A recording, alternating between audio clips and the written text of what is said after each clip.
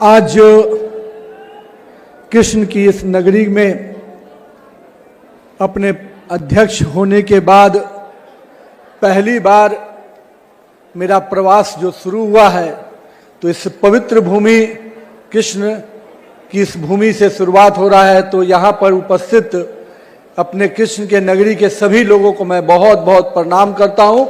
इस पवित्र भूमि को भी नमन करता हूँ। श्री कृष्ण के इस नगरी में मेरे पहले भी आना हुआ है, कई बार आगमन हुआ है, पर मैं आज कह सकता हूँ कि अपने इस अध्यक्षीय कार्यकाल की शुरुआत अगर इस नगरी से हुई है तो निश्चित रूप से उत्तर प्रदेश कहीं ना कहीं देश का उत्तम प्रदेश बनकर उभरा है। हम जब काम करते थे उस समय उत्तर प्रदेश संघर्ष कर रहा था, आज उत्तम प्रदेश बनकर उभरा है। इसका नेतृत्व करने वाले हमारे देश के यशस्वी प्रधानमंत्री श्री नरेंद्र मोदी के नेतृत्व में लगातार उत्तर प्रदेश को नेतृत्व दे रहे हमारे मुख्यमंत्री आदरणीय श्री योगी आदित्यनाथ जी को भी मैं बहुत बहुत आभार व्यक्त करता हूं कि आपने उत्तर प्रदेश को उत्तम प्रदेश बनाने में पूरा संघर्ष किया है, पूरी पुरुषार्थ किया है।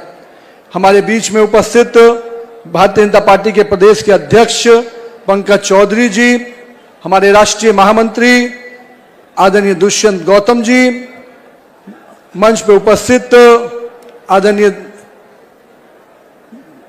सतीश जी, हमारे क्षेत्रीय अध्यक्ष आदरणीय अशोक कटारिया जी, निर्मय पांडे जी, हमारे हरिशंकर जी, राजू यादव जी, लक्ष्मी नारायण जी, प्रदीप सिंह जी, विनोद अग्रवाल जी, हमारे श्रीकांत शर्मा जी और तेजेश्वर सिंह जी, श्री किशन सिंह जी और हमारे अक्षय पात्र के वरिष्ठ हमारे गुरुजन चंचला जी, अंकुर दास जी, अनंत वीर दास जी, मैं आप सबको भी नमन करता हूं। साथ ही साथ यहाँ पर उपस्थित अपने पार्टी के सभी वरिष्ठ नेतृत्वगण जो यहाँ पर मंच पर उपस्थित हैं, साथ ही साथ इस कार्यक्रम में उपस्थित पार्टी के सभी कार्यकर्ताओं का भी अभिवादन करता हूं। मित्रों, हम लोग को ध्यान में है कि जब पहले हम लोग उत्तर प्रदेश की धरती पे आते थे तो यहाँ की चर्चा किस प्रकार की होती थी। माननीय मुख्यमंत्री जी अभी हम लोग को बता रहे थे कि किस प्रकार से बीमारू राज्य की चर्चा होती थी, तो उत्तर प्रदेश, बिहार जैसे राज्यों का नाम लिया जाता था। पर हमें सौभाग्य मिला है कि हमारे देश के यशस्वी प्रधानमंत्री श्री नरेंद्र मोदी जी के नेतृत्व में आज देश का हर राज्य विकसित राज्य बनकर उभर रहा है और उत्तर प्रदेश उसका नेतृत्व कर रहा है। मैं इस बात को आज इसलिए कह रहा हूं मित्रों, जब हम आए थे मथुरा में अधिवेशन करने युवा मोर्चा के साथियों के द्वारा साथ, उस कालखंड में लगता था कि कब कहां कोई घटनाएं घट रही हैं, कब क्या हो जाएगा। और आज जिस कारण से उत्तर प्रदेश जाना जाता है अपने लॉ एंड ऑर्डर के लिए, उस कुशासन को समाप्त करने के लिए, और मैं कह सकता हूं कि बिहार में अगर जंगल राज था तो यहां पर भी उस अराजकता की सरकार थी जिसको हमारी नेतृत्व वाली सरकार ने समाप्त किया। आज बिहार हो या उत्तर प्रदेश हो, देश का उत्तर भारत का कोई भी राज्य हो, विकास के पटरी पर अगर आगे बढ़ रहा है तो इसका बड़ा देन कहीं ना कहीं भाजपा कार्यकर्ताओं को भी जाता है कि इन कार्यकर्ताओं ने अपने समय का संघर्ष किया और उस संघर्ष के बल पर आज देश में अपनी सरकार बनी। और एक बार नहीं, तीन बार अगर देश में भाजपा की सरकार बनी तो इसका श्रेय कार्यकर्ताओं को जाता है। मैं साथ ही साथ उत्तर प्रदेश के विकास में जिस प्रकार से काम हो रहा है, मैं माननीय मुख्यमंत्री जी को बहुत बहुत बधाई देता हूं कि जिस राज्य में बनारस से लेकर हम कह सकते हैं अयोध्या से लेकर और आज काशी की इस नगरी में भी, काशी के और मथुरा के इस नगरी में भी जिस प्रकार से सांस्कृतिक विरासत को आप आगे बढ़ा रहे हैं, निश्चित रूप से भारत का एक एक सनातनी व्यक्ति अपने आप में गर्व करता है कि ऐसी सरकार हमने बनाई है जो सनातन के परंपराओं को जीवित रखकर आगे बढ़ा रहा है। माननीय मुख्यमंत्री जी, आपने केवल सांस्कृतिक विरासत को ही नहीं, सांस्कृतिक राष्ट्रवाद की जड़ों को ही मजबूत नहीं किया है, आपने उत्तर प्रदेश में विकास की गाथाओं को भी आगे बढ़ाया है। आज उत्तर प्रदेश में एक्सप्रेसवे की चर्चा होती है, चाहे वो यमुना एक्सप्रेसवे हो, चाहे कई और अन्य एक्सप्रेसवे।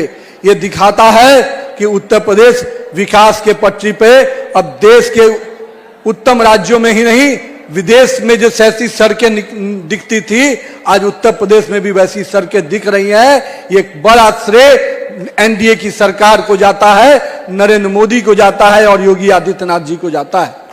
लेकिन मित्रों, हम लोग आज यहां पर उपस्थित हुए हैं।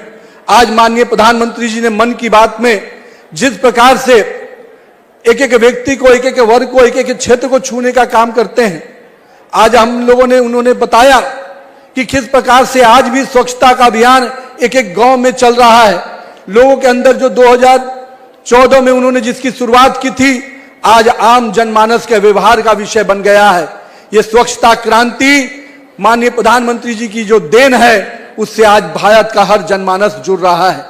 और ये बहुत बड़ी उपलब्धि इसलिए भी है कि जिस भारत के बारे में लोग तरह तरह की बातें करते थे, आज भारत वो स्वच्छता के नाम पर जाना जाता है, स्वच्छता के प्रतीक के रूप में आगे उभर रहा है। ये निश्चित रूप से माननीय प्रधानमंत्री नरेंद्र मोदी जी का देन है। माननीय प्रधानमंत्री जी ने हमेशा राज्य में, देश में विकास की योजनाओं को आगे बढ़ाने के लिए अंतिम व्यक्ति को विकास की योजनाओं से जोड़ने का हमेशा प्रयास किया। और इसका प्रयास का फल है कि आज चाहे वो हमारे विकसित भारत का जी राम जी की योजना हो, जहां श्रमिक और किसान भाइयों को जो मदद देने का प्रयास किया गया, मैं मानता हूं अब तक जिन लोगों ने ठगने का प्रयास किया था, आज माननीय प्रधानमंत्री जी ने उनको सम्मान देने का प्रयास किया है। मैं मानता हूं कि 125 दिन की गारंटी देना निश्चित से श्रमिक भाइयों के सम्मान को बढ़ाने का काम किया है। मैं इसलिए आज माननीय प्रधानमंत्री जी को और केंद्र की सरकार को आभार व्यक्त करता हूं कि आपने एक एक वर्ग की चिंता की है।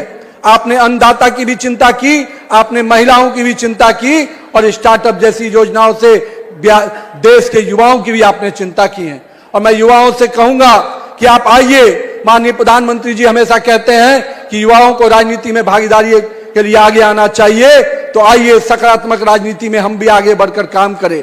माननीय प्रधानमंत्री जी कहते हैं कि अगर हम एक कदम चलेंगे तो देश 140 करोड़ कदम चलेगा और देश विकास की पटरी पे आगे बढ़ेगा। तो हम सभी युवाओं से भी आग्रह करेंगे कि इस उत्तर प्रदेश को विकसित उत्तर प्रदेश बनाने में योगी आदित्यनाथ जी काम कर रहे हैं, लेकिन हम यहां पर उपस्थित कार्यकर्ताओं को भी उनके साथ कदम से कदम मिलाकर चलना होगा, तभी उत्तर प्रदेश को हम विकसित उत्तर प्रदेश की श्रेणी में ले जाएंगे।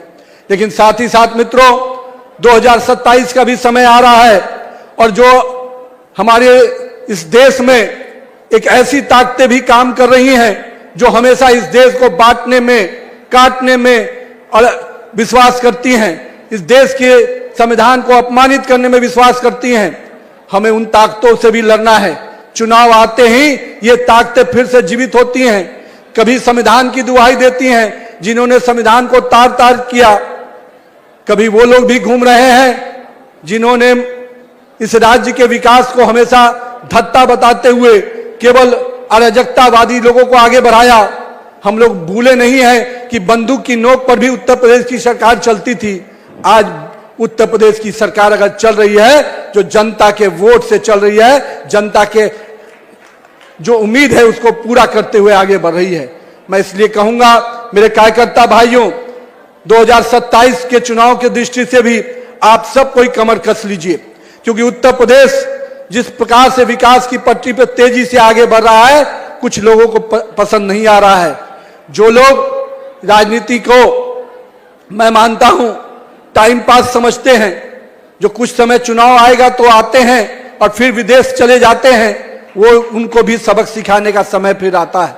इसलिए 2027 के चुनाव के दृष्टि से भी मैं कार्यकर्ताओं से आग्रह करूंगा, अपने बूथ को मजबूत कीजिए। आज मन की बात हम लोगों ने सुनी है, अब अगले फरवरी महीने में भी हर बूथ पर हम मन की बात को सुनेंगे और माननीय प्रधानमंत्री जी का जो देश और दुनिया को जो निर्देश रहता है उसके साथ साथ हम अपने बूथ को भी मजबूत करेंगे। तो आइए मिलकर फिर से 2027 में एक योगी आदित्यनाथ जिस प्रकार से इस राज्य के विकास में लगातार लगे हैं, हम सब भी अगले 1 वर्ष जनता की सेवा में और तत्पर होकर काम करें, ताकि हम इस राज्य को उत्तम राज्य बना पाए। बहुत बहुत धन्यवाद। इस कृष्ण की नगरी को, वृंदावन की इस नगरी को फिर से नमन करता हूं। बहुत बहुत अभिनंदन।